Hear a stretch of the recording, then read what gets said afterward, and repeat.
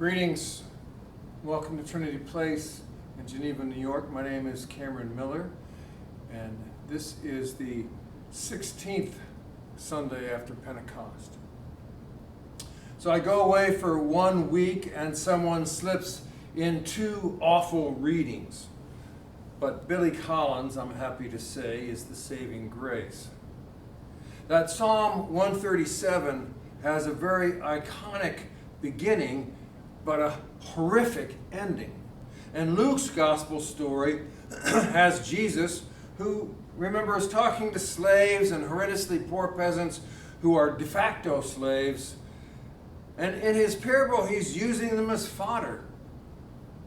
So I'm going to slip the noose with these readings and sneak into territory that they imply, even if not directly. But first, that haunting cry.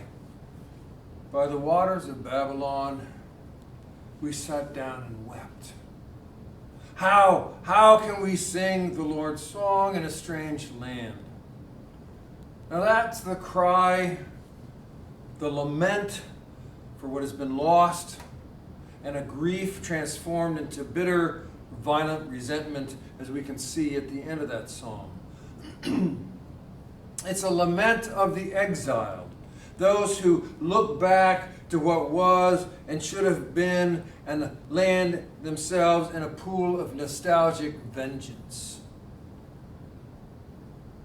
We hear the same thing today in our own world, rising up from the rubble of lost manufacturing jobs, union members who remember how it used to be before they were exiled into a gig economy. And we hear it today among Christian churchgoers who are used to be a majority with bulging congregations and have been exiled into a secular culture in which one religion seems much like the other and none of them quite seem to fit with modernity. We hear it today among liberal arts academics that used to carpet the floors and the walls of the academy before their forced march into a STEM wilderness where big incomes for engineers and programmers replaced pure knowledge for its own sake. We hear it today from the fear-festering pockets of white America, calling for or demanding a return to, quote, normalcy, when power and privilege never had to be thought about because they were assumed. And a multicultural, multiracial nation sounds to them like exile. Whoever or whatever brought us to the places we don't want to be, dash those little ones on the rocks, as that song ends. Nostalgia soon morphs into resentment, leading into bitterness, arriving at vengeance. But authentic faith, the little mustard seed kind, is a bulwark against nostalgia for the way things used to be, and anger that arises when brittle beliefs crumble like autumn leaves. Faith, as we know, has nothing to do with beliefs. Beliefs are things that pad our minds with the hopes that they will protect us. And faith is something else altogether. Now, in that wacky and weird parable Luke has Jesus tell, there is a similar kind of bitterness beneath the apostles' plea for Jesus to increase their faith. They want more. They want protection. And when they don't get it, when faith turns out to be something very much different, they will be bitter and they will wander away. Crushed by grief, endangered by human trauma and tragedy, raked across loss as all of us have been or will be. How can we have faith? How can our faith survive the ordinary ravages of an ordinary life? This is the question that is posed by Psalm 137, Luke's funky little parable. Well, maybe it's the question posed, and maybe it's just my take on them, but either way, this is where we've landed today. So this question, these questions, this concern, this focus on faith takes us back to bedrock, to the place where we can't dig any deeper. So let's revisit that. We start with the ancient Hebrew word. You'll remember it because I come back to it often. Emunah. Emunah.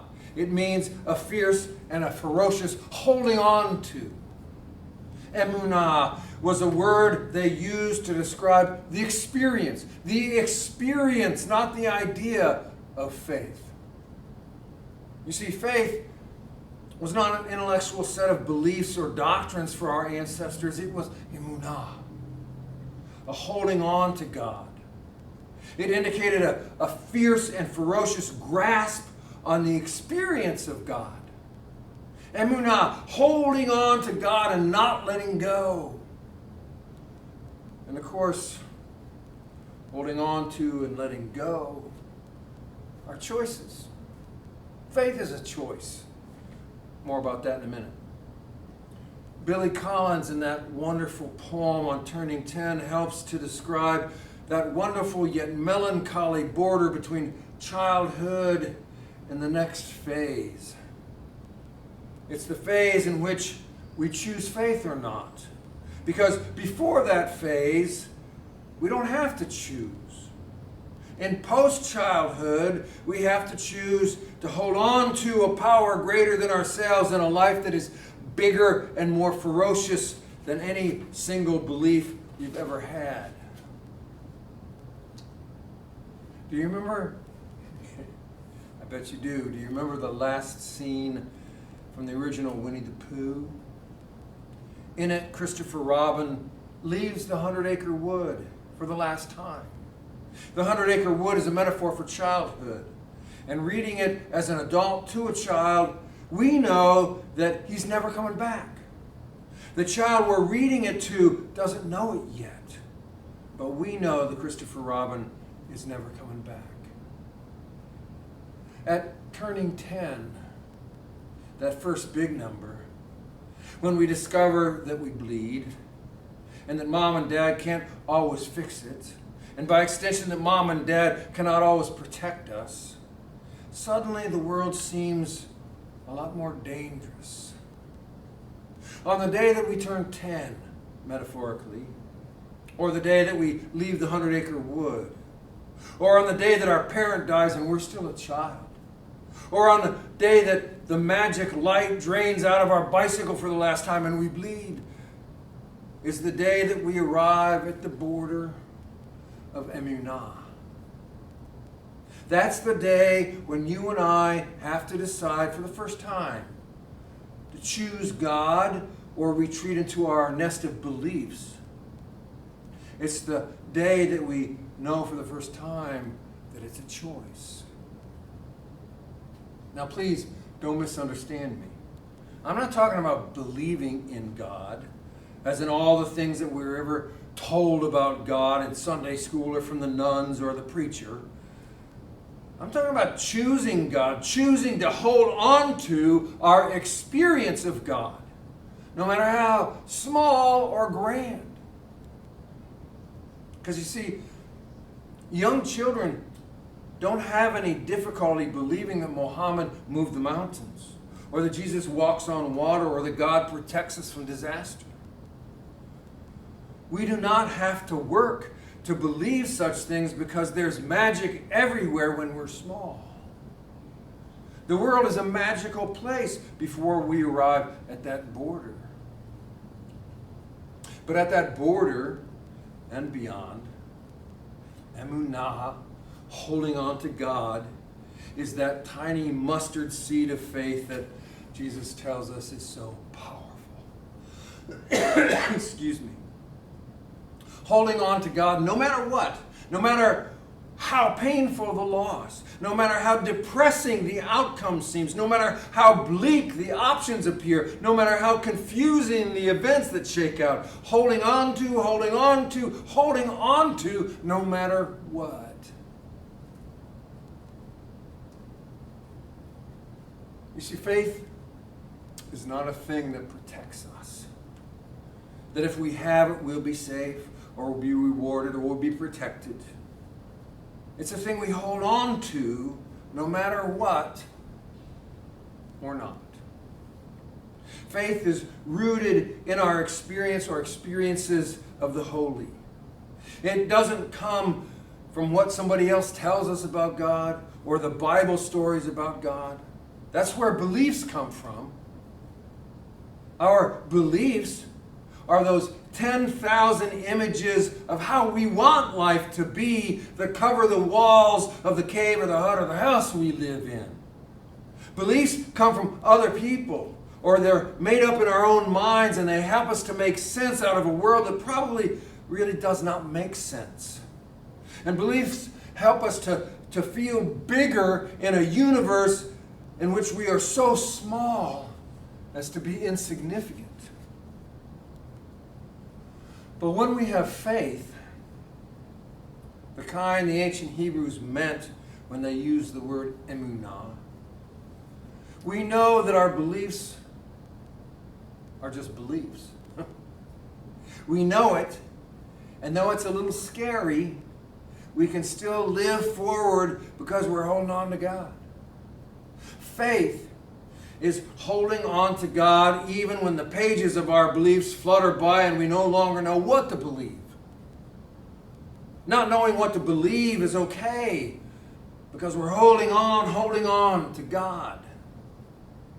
You see, most of our religious mistakes, or our spiritual mistakes, however you want to phrase it, come from the fact that we live in an economic culture in which everything of value is transactional. In our culture, we ask everything, what good is it? What can I get for it? How much is it worth? What will you give me for it? Which is what we also ask of faith most of the time. But faith has no answer for transactional questions. Faith does not buy us anything. Faith does not protect us from anything. Faith does not have any value beyond itself. Faith is simply the ability and choice to hold on to our experiences of the holy, regardless of how far they recede in the rearview mirror. Can we step into any hurricane that surrounds us and know deep in our bones that no matter what happens, it's okay? Not even that we'll survive, but because of God, because God is good and we're part of God, we are and we will be okay. I think that's what it means to hold on to faith, or to have a faith that holds on to God. Now, no theology professor or spiritual director ever told me that, but it seems to me that mustard seed faith is about that kind of holding on to God while letting go of beliefs as our foundation. Now, I know we have to have beliefs. It's part of the life of the mind, and human beings were given beautiful minds. But beliefs are not faith. And most of our beliefs will dissolve in a storm. But an experience of God, even a small experience of the holy, or a quiet moment with God, or a big and dramatic one, any size really, is enough to hold on to for a lifetime. Emunah. Hold on to it. Hey, thank you so much for being here, and peace be with you.